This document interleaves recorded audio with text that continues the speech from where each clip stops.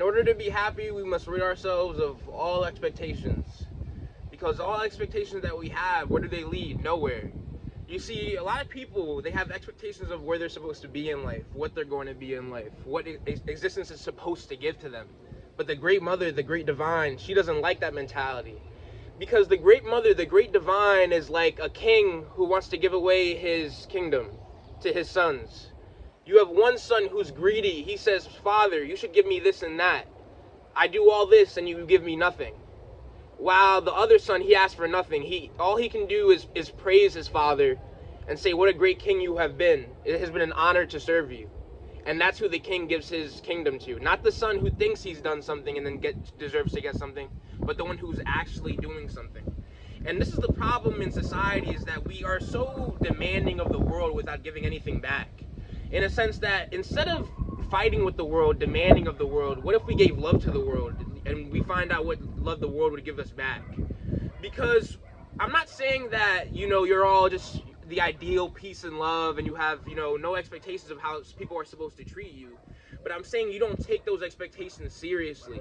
In a sense that it's like you're staying at a hotel. You expect certain treatment at the hotel, but you don't feel like you own the hotel. If they don't treat you that way, you're not going to be like, oh my God, my life is over, because you know it's just temporary. So why don't you treat existence the same way? It's like no matter what it treats you, no matter what you expect it to treat you like, if it doesn't give you the treatment that you expected, then so be it. It was just temporary. It was just a hotel. And that's exactly how you should view existence. But because you're so demanding of existence that you can't actually enjoy it, you think of existence as your home, when really what's beyond existence is your home. That's why they say the Sadguru is our true resting place, our true place of refuge, because the Sadguru is a constant reminder of your true nature, which is beyond this world. The Sadguru makes sure that you look at this beautiful play of the Divine Mother as it is, as beautiful and fleeting. But before the Sadguru, we've been viewing this world as this ugly thing that is supposed to fulfill our desires. We've, in a sense, become like rapists of existence, in a sense that we want to force existence to be as it is. But I'm telling you, people who commit the act of rape, it's like they're committing an act thinking that they're fulfilling themselves, when really they just create more problems for themselves and others. In a sense that now they're going to be paranoid, is the police going to catch me? And then they're going to be wondering, oh my God, I just committed an act that feels so powerful. Why is it not fulfilling me? And then they end up getting the consequences of getting in trouble. But the one who is beyond lust, beyond desires, he doesn't ever think a desire is going to fulfill him, so he has no expectations of it fulfilling him. So he doesn't harm others and he doesn't harm himself.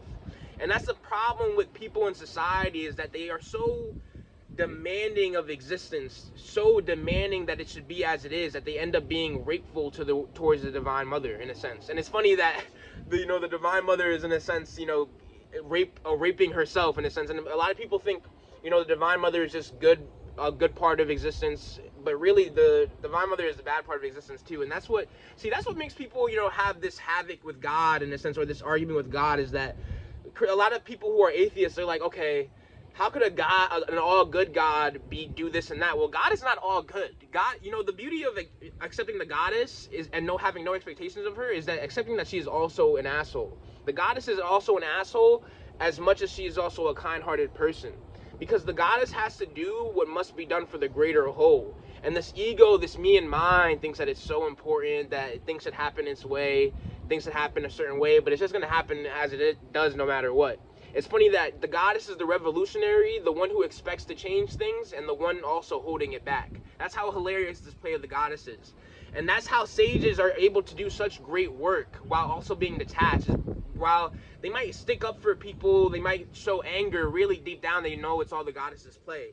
And it's like the less that you take this world seriously, it's actually the more good things that you do, because you don't take it seriously. You don't fear doing good. Because a lot of people, the reason they are so heartbroken, the reason that they can't achieve in life, is that they have expectations of life. They have expectations of how life is going to be, or how life is supposed to be. And I'm not saying, a lot of people, they'll try to force you into this ideal, positive BS mindset, in a sense where they think that, oh, you have to think all sunshine and roses of the world. It's not about thinking, when it's night outside, you don't tell yourself it's daytime, right? So it's not about telling yourself that existence is all sunshine and roses. It's that acknowledging that existence has thorns, but the rose is still beautiful. That doesn't make the rose ugly. So it's just beautiful how when you accept all parts of existence, like a lot of fools, like, for example, in the Anu Gita, Krishna stated that, you know, due to all types of insults and all types of subjugation, I have become disgusted and renounced the three worlds. You see, a lot of people will say, well, Krishna, sage Krishna, he was a sage. Why would he be disgusted at the world? Don't you, after enlightenment, don't you see everything as beautiful? Don't you see everything as one?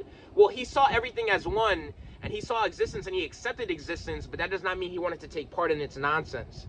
He accepted existence as it was, but he also is not going to lie to himself and change it into being any different than what it is. Because if existence was this perfect playground and we're just tricking ourselves into thinking it's not, then enlightenment wouldn't even exist. But because the world is suffering, as the Buddha said, life is suffering, enlightenment exists. So in a sense, it's not that we're denying the suffering, it's that we're denying that it will actually affect our true being, and that it can affect our true being, because our true nature is emptiness, and all forms come out of that emptiness. But a lot of people, because they're delusional and in denial, it's like, I'm telling you, the person who's like, man, I can't stand this world, like, I'm done with it, I don't even need to be a part of it, is more enlightened than the person who's like, oh my God, I love this world so much, I hate that everything's disappearing, oh my God, it's so beautiful, why is everything disappearing? Oh, see, it's like, you would think, oh, that person is so saintly, oh, he views the world as beautiful, but it's really the person who is detached from the world who is saintly, not the person who gives you this saintly image that is, you know, in the world and is appealing to the idea of what you think a saint is. That's the beauty of the true sages, is that they don't try to appear like a saint, they just are a saint because they're detached from the world.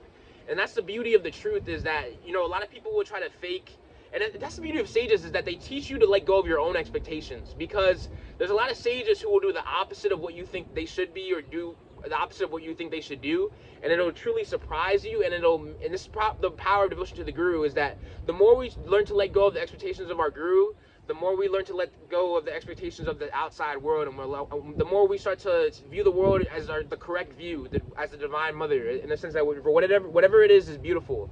That's why the devotees of the Sadguru, they train themselves to view whatever the Guru does as enlightened activity. Because the true Guru, the true Mahatma, not a Mahatma Gandhi who's a racist, but a true Mahatma, a true great soul, you know, not a political great soul. Like, you know, of course the majority are going to love a Gandhi, right, and not pay attention to the sages that India has. I mean, this world is so stupid. Of course more people know Gandhi than the sages, right? Of course they do. And the guy was a racist, because people attract their vibration, and most of the world is racist, so their vibrations attract each other. It's hilarious. And I'm telling you, the more you see the world, you know, from witness consciousness, the more you see it clearly, and the more you become disgusted with it, but also in love with how stupid it is. You laugh at it. You can't. You're disgusted at it, but also you can't take it seriously, so it doesn't affect your true being. It's hilarious. And I love the truth, because I love devotion to the sages, and I feel bad for people who they would rather focus on celebrities than the sages, who are constantly teaching us how to go beyond expectations. Because I'm telling you, expectations they have nothing for us, and it's like, it's beautiful how, you know, like there's this sage who he would appear as a hunter. He appeared as a hunter, right?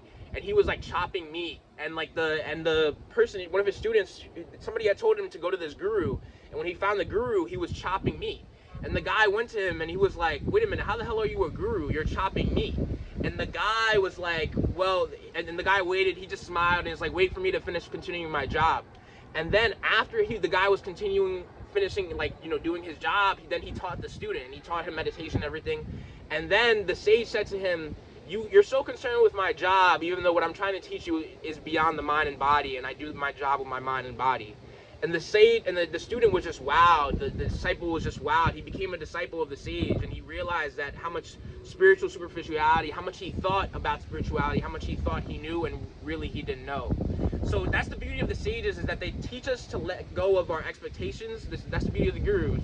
They teach us to let go of our expectations, so once we can be fully empty, and then that's when we can truly be full. Because it's like, when we're not, you know, having expectations of this world, then we can truly accept our own inner world. Because a lot of people, due to the voices of our parents, the voices of our friends, we have expectations of others, and we have expectations of ourselves. But once we let go of those expectations, we just live life beautifully, and we accept it as it is. It doesn't need to be our way, it just is the way. It is the Tao, and that's it. It is as it is. And I'm telling you, that's why I love the gurus and the sages for just, you know, teaching the way, and continuing the way, and allowing me and helping me to continue the way, and giving me the blessings to continue the way. And I feel bad for people who don't know the power of devotion to the Guru, and constantly putting your vibration on a vibration that is beyond this world. And I feel bad for, you know, spiritual people who they have superficial expectations of what a sage is, and they'll never find a true sage. It's sad. And a lot of people, they have intellectual understandings of enlightenment, but they don't actually seek out to practice.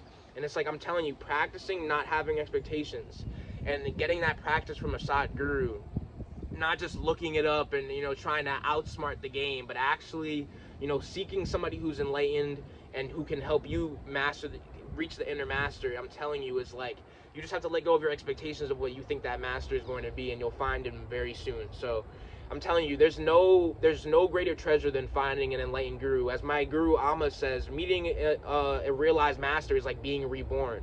Because this ego that you think you've been born with, right? It tells you all types of things. It tells you all types of ways it thinks life should be. But the guru leads you to a way that's beyond a way, and it's just ultimate peace.